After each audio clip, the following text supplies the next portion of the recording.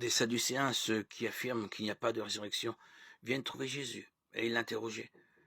Maître, Moïse nous a donné cette loi. Si un homme a un frère qui meurt en laissant une femme, mais aucun enfant, qu'il épouse la veuve pour donner une descendance à son frère. Il y avait 7 frères, le premier se maria et mourut sans laisser de descendance.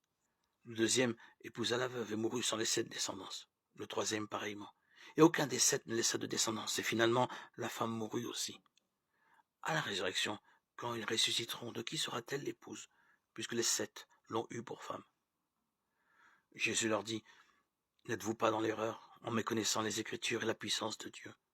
Lorsqu'on ressuscite d'entre les morts, et on ne se marie pas, mais on est comme les anges dans les cieux. Quant à dire que les morts doivent ressusciter, n'avons pas lu dans le livre de Moïse, au récit du buisson ardent, comment Dieu lui a dit, moi je suis le Dieu d'Abraham, le Dieu d'Isaac, le Dieu de Jacob. Il n'est pas le Dieu des morts, mais des vivants. Vous êtes complètement dans l'erreur. Un scribe qui avait entendu la discussion et remarqué que Jésus avait bien répondu, s'avança pour lui demander, quel est le premier de tous les commandements? Jésus lui fit cette réponse. Voici le premier, écoute Israël, le Seigneur notre Dieu est l'unique Seigneur. Tu aimeras le Seigneur ton Dieu de tout ton cœur, de toute ton âme, de tout ton esprit et de toute ta force. Voici le second, tu aimeras ton prochain comme toi-même. Il n'y a pas de commandement plus grand que cela.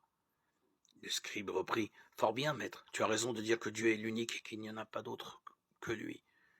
L'aimer de tout son cœur, de toute son intelligence, de toute sa force, et aimer son prochain comme soi-même, vaut mieux que toutes les offrandes et tous les sacrifices. Jésus, voyant qu'il avait fait une remarque judicieuse, lui dit, tu n'es pas loin du royaume de Dieu. Et personne n'osait plus l'interroger. Marc 12, 18-34.